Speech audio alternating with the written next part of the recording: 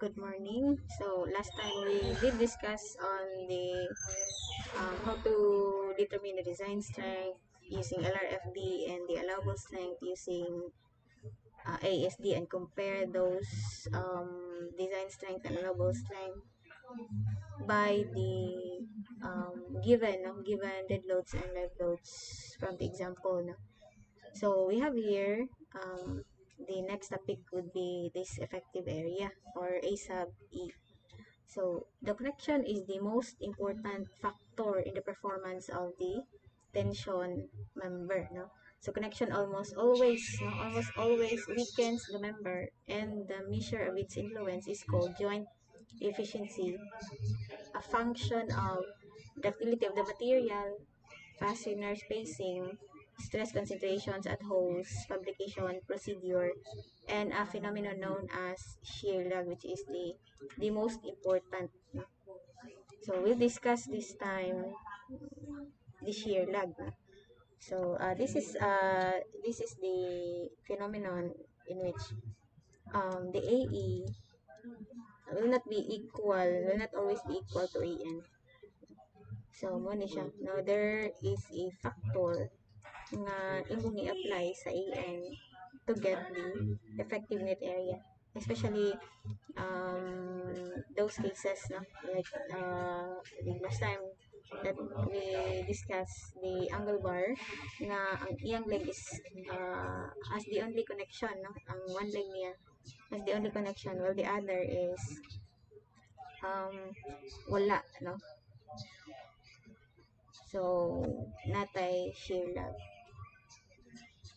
So the joint efficiency, no, is a function of the ductility of the material, fastener spacing, stress concentration at holes, fabrication procedure, and the shear lag. So depende, no, ang uh, ang joint efficiency, no, which is uh, a condition that nga in the connection, no, which weakens the member. Shear lag, no, occurs when some elements of the cross section are not connected. So for example, only one leg is connected. So we have this, no, we have this figure which we had in example this like this, no, last time. As a consequence of this partial connection, the connected element becomes overloaded, no, this part, this becomes overloaded or more stress, and the unconnected part is not fully stressed, lengthening the connected region. So we have this option now to increase the length of the connected region will reduce shear lag. Muncy and Cheson in 1963 suggest that shear lag be accounted for by using a reduced or effective net area.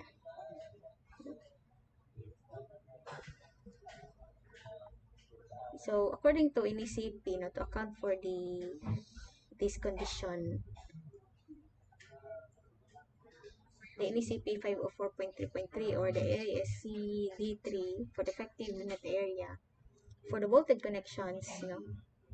So the effective net area is equal to AN, which is the actual net area, times U. This is now your shear lag if bolted, di ba? So since A net, no, A sub N, because bolted man siya, so we have to get or obtain the reduced area, uh, the unreduced area minus the location, no, of those voltage connections.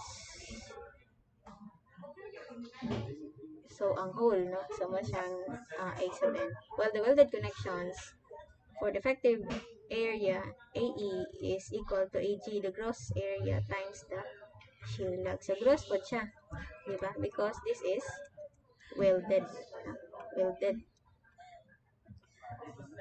Ideally man ma-reduce ang area kung welded. So that is why this is gross area here. So for the reduction factor, the shear lag is given in NECP table 504.3 or the AISC table D3.1 in the next page. So we have this table for different condition. Like for example, we have this case 1, all tension members where the tension load is transmitted directly to each of the cross-sectional elements by fasteners or welds, except in cases 4, 5, and 6. So the shear lag would be 1.0.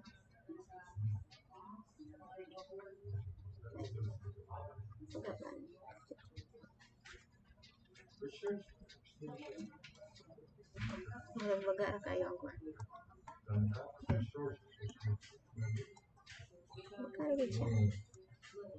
Sige. Is this the thickness? Kwan.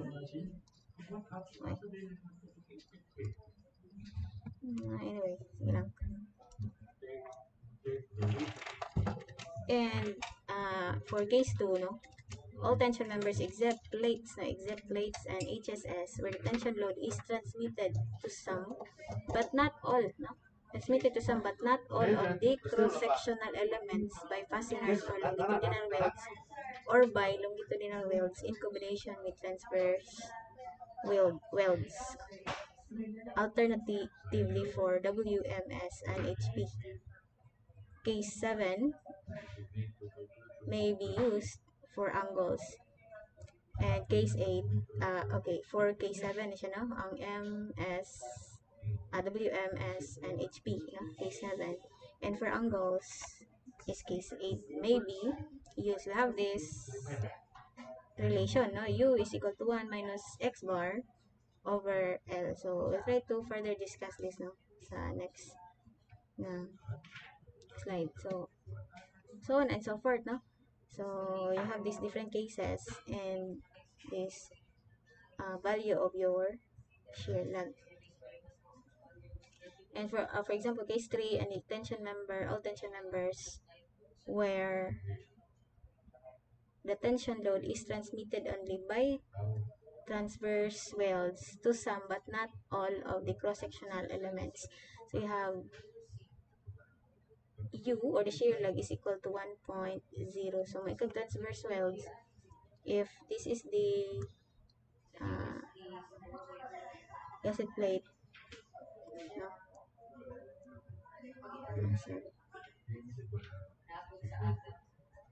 So ang transverse weld na lang siya diri kani, no? Na lang siya kani. Not all, no? All tension members where tension load is transmitted by only transverse weld to some, no? To some but not all. So bali dili siya full welded, no? So for example, tama lang siya diri, napaka nabilin diri. So the shear lag is equal to 1.0. For the more detailed discussion of this table, we have this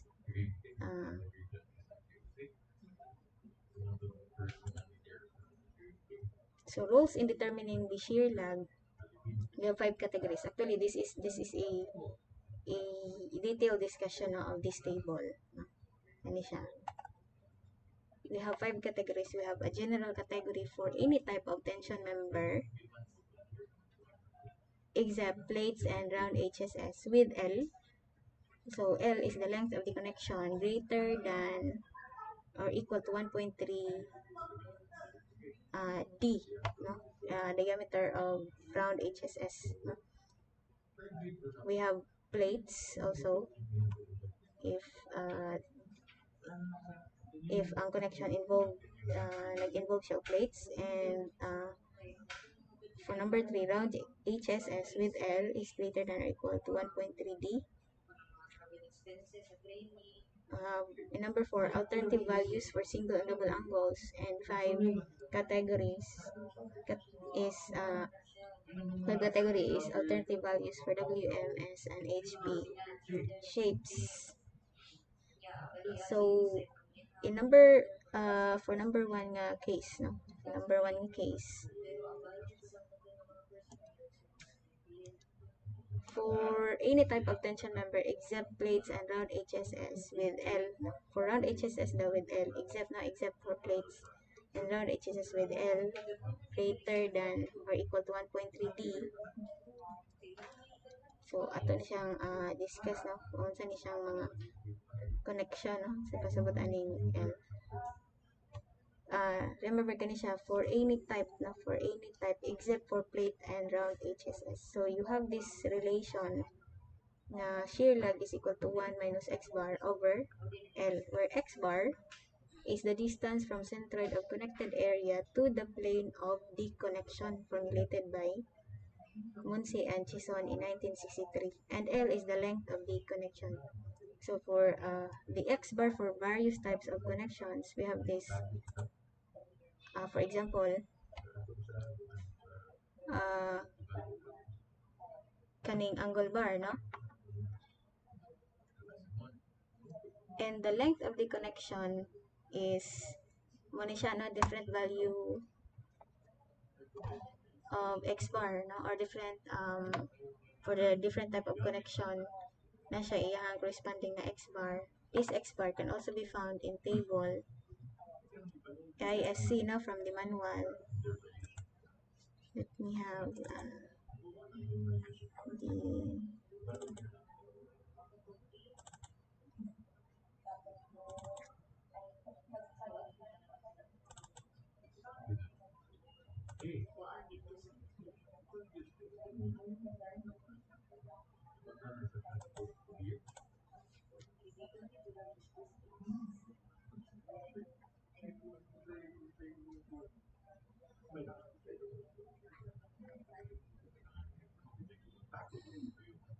okay. Like this, no? Like this angle bar. The x bar here represents the muna siya ang kadtong value, no? For the angle bar, no? Muna siya, no? Nga angle bar. So for example kaning angle bar, so diri po din iyang location sa x bar, no? So x bar distance from the center of connected area to the plane of the connection. Since ang plane of the connection is this connection, so muna siya x bar. You have also this one if this is a W shape section or wide flange section, then siya plate na connection. This is the plate. So ang x bar is centroid, no? Centroid. For member with two symmetry plane of connection, x bar is measured from the centroid of the nearest one half of the area, no? Just like this example, no? Kaning W shape nga section. So ang centroid, no, or ang x bar is measured from the centroid of the nearest one half of the area. So mani siya. Another if the plate is na siya sa ibabaw, no, na siya sa flange, and na siya sa bottom of the flange.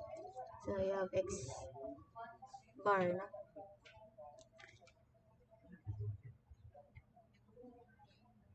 Or you have a plate, no? Plate din na siya ay C channel no naka-connect.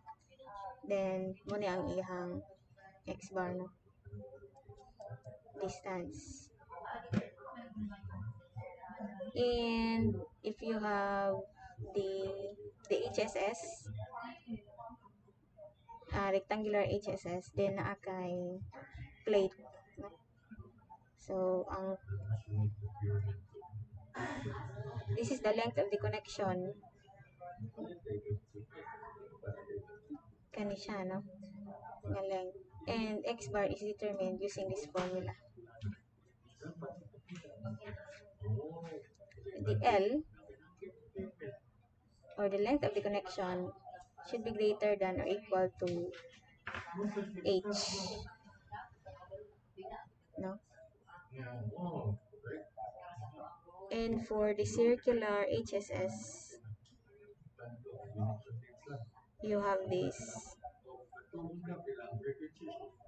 the length of the connection is this now.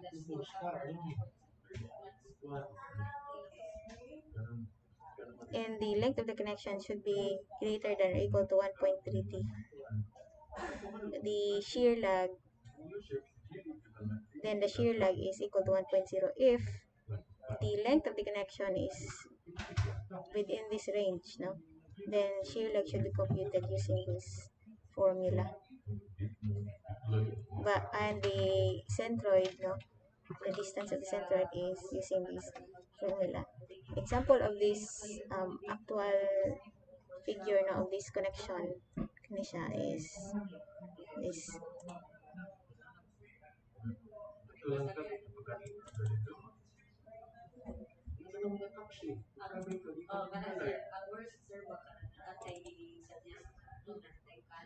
Kanisha, no? This is an example of this type of connection. Kanisha na connection. Another is kanisha HSS but na siya plate, no? And the length of the connection is this length. So you have the length of the connection should be greater than or equal to h. No? This is the h, the height of the longer side, no? Or the length of the longer side. Then the shear lag can be computed using this formula. And the x bar here is can be computed using this formula for this type of connection. For the length of connection, value of the length of connection L for bolted and welded connections. So the length L is the length of the connection in the direction of the load, no? In the direction of the load. Say we have this connection, you have gasket plate and retention member angle bar. So the direction of the load, say for example, is to the right, no? So in this direction, so the length therefore is parallel to the direction of the load. So this is the length, no? Centroid to centroid of the outer connection, voltage connection, no? Center to center na siya. If in this configuration, no, or pattern of the bolts, then the length of the connection is the longer connection, no? For this centroid to centroid, no? Of the outermost bolts. For welded, no? For example, the same length, not the same length. So, ang length of connection mo is this distance, no? In the direction of the load. So, tension member man siya. Then, in this direction of the load, then this is the length of the connection. And if the unequal connection, no, of welded connection, then the length of the connection is the average of this longer welded side and the shorter no welded side. So you have this length of the connection. Another category that we are to consider if the connection is plates, no? If it involves plates. In general, the shear lag is equal to 1.0 for plates, no? Since the cross section, no? Since the cross section has only one element and it is connected. So mo gina siya usually, no, the value of shear lag. However, there is exception, no? There is one exception for welded plates that is for members connected with longitudinal welds on each side with no transverse weld following values remember kani siya nga direction of welding, this is longitudinal welds, no? Longitudinal welds, while this in here kung nakay weld diri, this is transverse, transverse weld.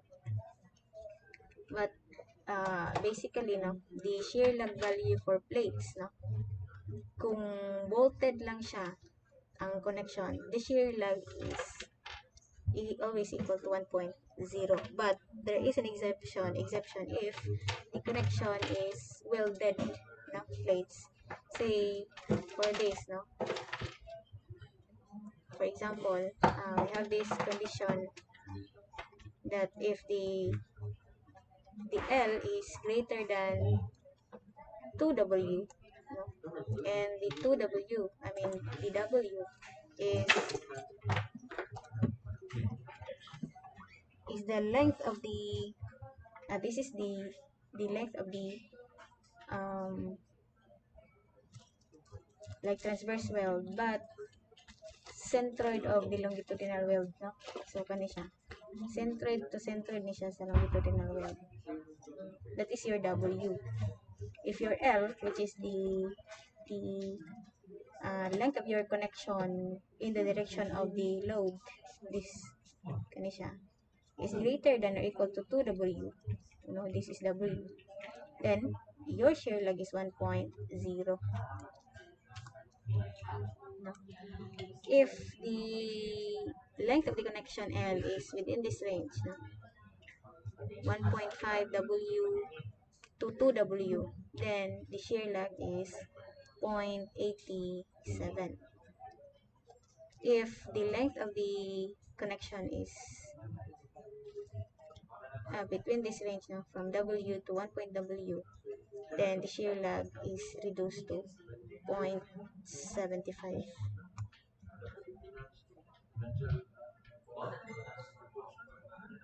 Sumoto siya, no, for plates. But kung bolted lang na siya, no, as I've said, kung bolted lang na siya, then automatically this shear lag is equal to 0.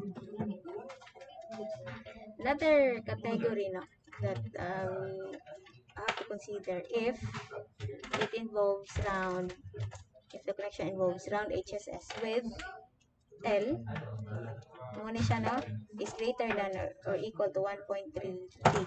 So katong case 1,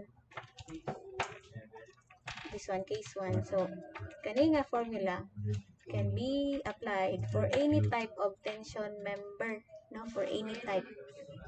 So either white flange ba na siya, angle bar, for any type, no, S connection, M connection, MT connection, or WT connection, pwede na siya ma-apply. But there is an exception, no? Except plates and round HSS with L is greater than or equal to 1.3D. So, ang kaning round HSS, so to siyang plates, di ba? We already discussed the plates. If the connection is bolted, then the shear lag is 1.0, but na exception siya kung welded pod, so there are those conditions. Another category is kung round HSS with L greater than or equal to 1.3D, which is this third case, no? So for L greater than or equal to 1.3D, the length of the connection, say kani siya, no, round HSS, then the shear lag therefore is 1.0. Example of this one is katong ipakita ganina, kani siya, this connection. So this is round HSS, then na siya plate, no? Which is something like this. So ano siya, no? Shear lag is 1.0. If the length of the connection is within this range, then apply the formula, no? And the X bar or the centroid, no, kani siyang X bar is equal to D over pi. Another category, na, the fourth one, is the single and double angles, no? An alternative to the in lieu of the equation, no, this equation, in lieu of this equation, the following values may be used, no, for single and double angles, no? So in lieu of this equation, actually kung angle, pwede ka magamit ani, di ba? So any type of for any type of section except for plates and round HSS, pwede ka magamit ani. But in lieu of this equation, the following values may be used. So the shear lag is 0.84 greater than or equal to 4 fasteners in the direction of loading. And shear lag is 0.6 for 3 fasteners in the direction of loading, no? So of course imo na siyang engineering judgment, but actually kani siyang formula, this is the more approximate approximation of the value of your shear lag. So kani lang siya if dili known ang imuhang value of this one, x bar, and other properties, no? Then you can use, in lieu of this equation, you can use this, no?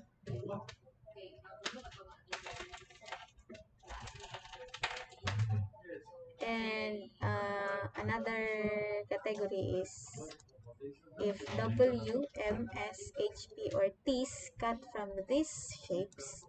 So in lieu, no, if the following conditions are satisfied, the corresponding values may be used in lieu of the equation, this equation. No? So actually, kaning W, M, S, HP, or T's, diba, ano itong case 1 na any type of section except for plate and round HSS, pwede ka magamit ani, but this number 5 category in lieu, no, in lieu of the equation above, you can use this, no? Shear lag is equal to 0.9 connected through the flange with 3 or more fasteners in the direction of loading with a width at least 2/3 of the depth. So natay further representation of this statement. And shear lag is 0.85 connected through the flange with 3 or more fasteners in the direction of loading with a width less than 2/3 of the depth. And shear lag is 0.7 connected through the web with 4 or more fasteners in the direction of loading. So to further you know, better understand this statements, we have this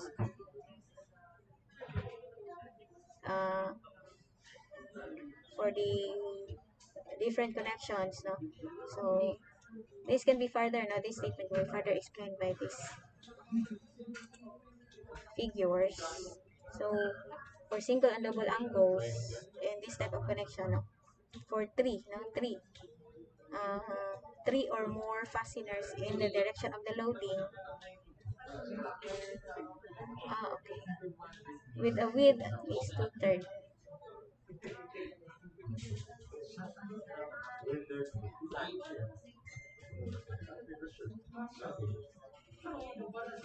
So we have this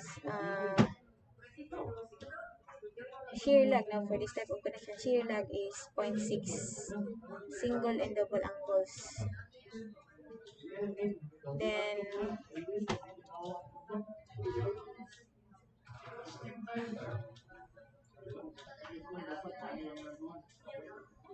Then point 0.8, no? Actually, napit siya yung line. This is the connection in lieu of the equation, no? U is equal to 1 minus x bar over L.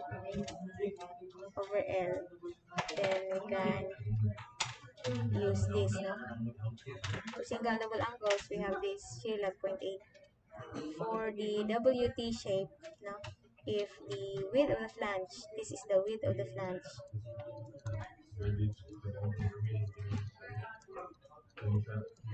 over the depth of the section. This is the depth, no, of the section. Depth of WT section.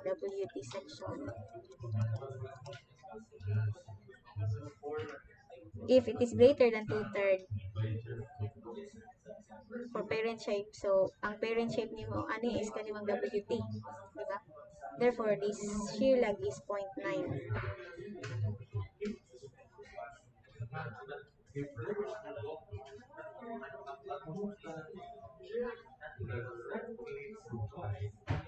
Okay, remember this is for these conditions is only for W, M, S, H, P, or T's, no? Or half. T's meaning half of these sections cut from this shape. And in lieu of the katong ganina, which is the single and double angles, so mao po siya. diba? For 3 fasteners in the direction of loading, so you have 0.6, and for more than 4 fasteners, more than or equal to 4 fasteners in the direction of loading, then you have the shear lag equal to 0.8, no? This example,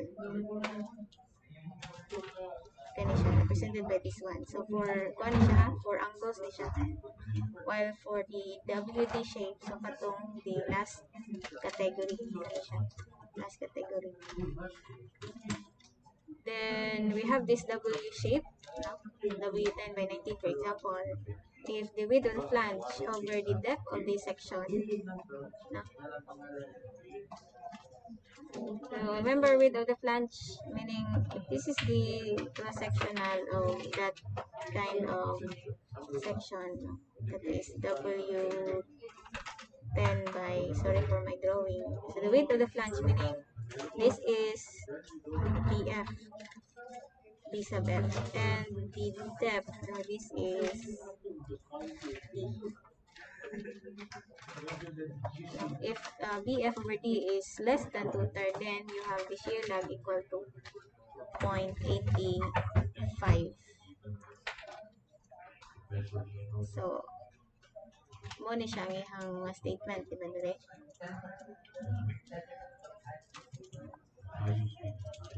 And if the BF over D, no, for example, this type of section as the parent shape,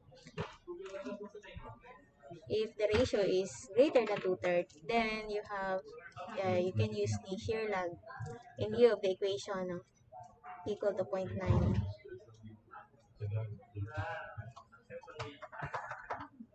And for W shape, no, the shear lag is 0.7 connected through the web with 4 or more fasteners in the direction of loading, just like this example, this figure. No? So W shape siya, and at web is having a connection of 4 or more, no? 4 or more bolts. Remember, kani siya, no? So W flange na siya, no? Ay, W flange, wide flange na siya. Wala siya. Kani siya. Sorry for my drawing. Pero ang connection na nakay plate diri. Kung imo na siya tan-awon sa cross section. Nakay plate diri. That is the cross section. Sorry for my drawing class no way. Dili kay na ko makontrol ang drawing pad. So na siya 4 or more connections. So use the shear lag 0.7. Other considerations, shear lag is equal to 1.0 connected with only transverse welds, and AN, the net actual net area, is the area of the connected element. So kung transverse weld lang ka, no? So for example, make a transverse weld is if this is the tension member, then dili lang ang imuhang na ay weld, no? And AN, the net actual net area, is the area of the connected element. So, kani siya, no? Kani nga cross section, AN. Nakay transverse weld.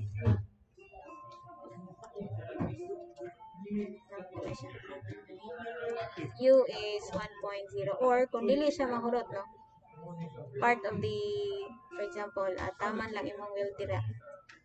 Naka-weld ka diri. Then, diri nga part is wala na. Then, use also shear lag equal to 1.0. Limiting values for the effective area.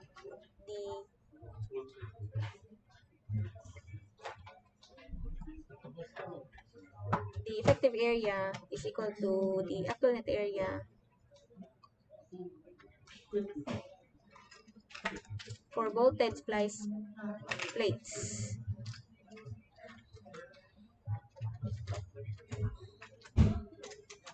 And the actual net area is less than or should be less than equal to 0.85 of the gross area. Now for bolted splice plates, So, kung nakasplice, no? Kung nakasplice ang plates and bolted. For open cross-sectional shapes such as WM, SC, HB, WT, and ST, and angles, the value shear lag need not be less than the ratio of the connecting element gross area to the total gross area. But the common connection actually are these connections, no? Kaning connection. So actually, kaning other connections, these are the not commonly used connection, no?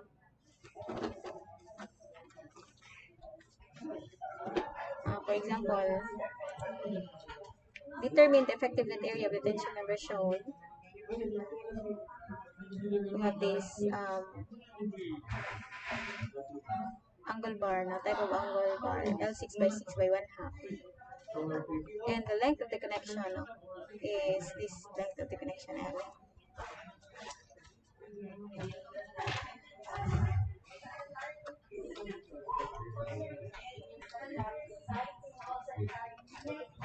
This is L. And having a diameter of the bolts is 5-inch bolt. And X bar, this is the centroid, no? Or this is actually your X bar. We are to determine the effective net area of the tension member.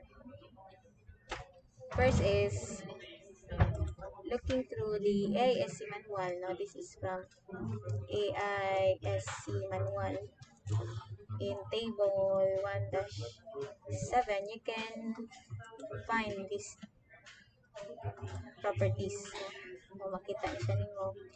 The area, the cross-sectional area for this type of shape, L6 by 6 by 1 half, is 5.77 with the X bar, or this is the centroid, no, from the plate of the connection to the centroid, no, of the section angle bar. So since there are two lane of connections, no, you have this one lane and two lanes. So nakay two, this is 1 and 2. Therefore nakay two holes. To get the actual net area, the gross can be computed using the gross sectional area minus the thickness. This is the thickness, diba? This is the thickness times this is the diameter of the bolts, diba? Plus 1/2, no? I mean 1/2, 1/8, no? This is the total additional as provided by the code to account for the roughness, as well as you have to increase by 1/16, so manang total of 1/8. And you have two lane of connection, no? These two lane of connections. You have total actual net area equal to 5.02. Only one element, one leg of the cross section is connected, no? As you can see now in the problem. Therefore, there is an effect of shear lag. Therefore, your effective area is not equal to AN. Therefore, you have a factor, which is the shear lag times the actual net area. For this type of connection, angle bar, from those provision given by the code for the different values of shear lag, only one element or one leg of the cross section is connected. So the net area must be reduced. From the properties tables in part 1 of the manual, the distance from the centroid to the outside face of the leg is siyang X bar, no, di ba? This is the centroid. 1.67 can be found in the table. Hindi siya.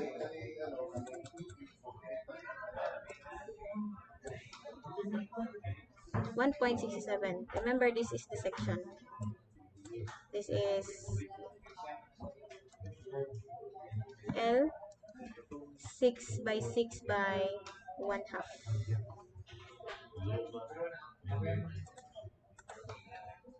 So, okay. So, kani siya.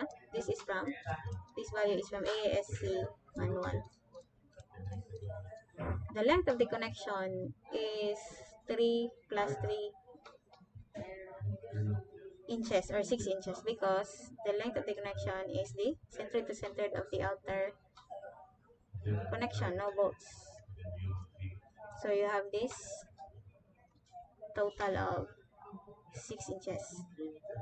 So using the formula, since this is angle bar, no? Remember, any type of connection, kato siya, magamit siya ng formula except for place and round HSS for L greater than or equal to 1.3B, then you can use this formula, di ba? Substitute, di ba? The shear lag is 0.7217. And solving for the effective net area by multiplying the shear lag by the actual net area, then you have this value, no? However, natay other option, di ba? In lieu of this equation, ito ba akong spelling?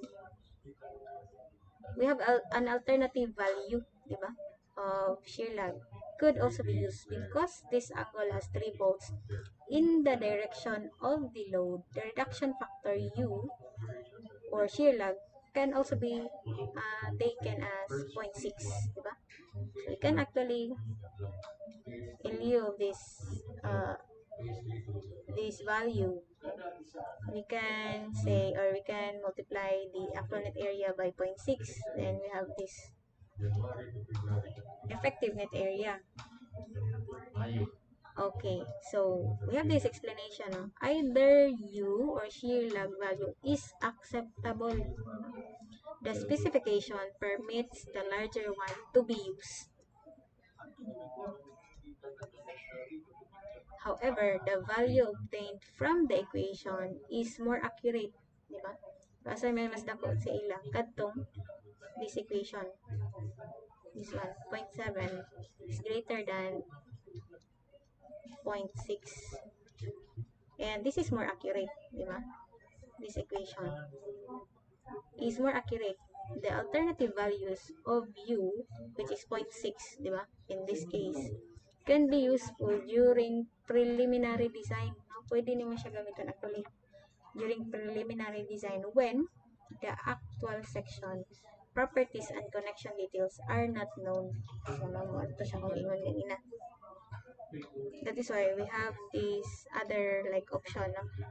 We have the alternative values if in cases when the actual section properties and connection details are not known.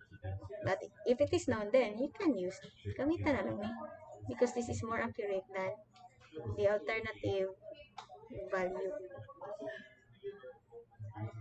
Another example is this one, no? Finding the or determining gihapon the effective area. But this time it is welded, no? Same in example, previous example, only part of the cross section is connected and a reduced effective area must be used. So same connection ganina, angle bar gyapon, but this time welded na siya. Diba ganina bolted to siya, diba? So pareha ra gyapon siya, no? The same tension member, which is this angle bar, but welded siya. So to get for the effective area, diba, you use the gross sectional area and multiply by the shear lag. So we can actually use, no, directly this one.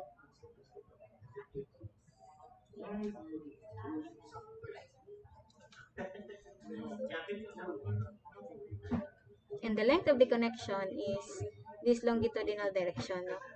In the direction of the load, since the direction of the load is kani, tiriman, no? Because this is tension member. So, you have the L is 5.5. Sakto ba? Kani atong gamiton? Let me go back to the provision.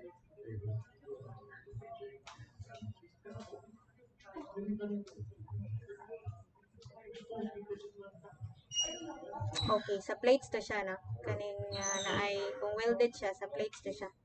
At this, ano siya, so, pwede ni siya magamit, no? Pwede gapon ni siya magamit for welded. For welded. Because any type of tension member except plates and rod edges. So, for welded, pwede ni siya magamit. Angle bar man, angle bar. So, katong other provision sa plates, mo to siya nga, I have to refer to this one. Kung plates and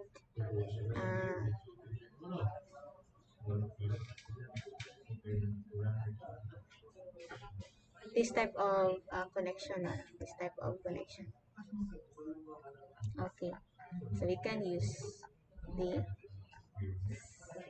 connection. So substitute the values, no? Of course, the same x bar because this is the same section man siya, diba? L6 by 6 by 1 half. So, ano ni siya, no? Multiply the shear log by the gross sectional area. Of course, kani siya is from AISC manual. And also this x bar from the AISC manual. So, you have the answer. This is now the answer for the effective area. So, karon na, no? Kanilang sana for the recorded discussion, and hopefully we can have a face-to-face by next week to continue the discussion. Stay safe, everyone.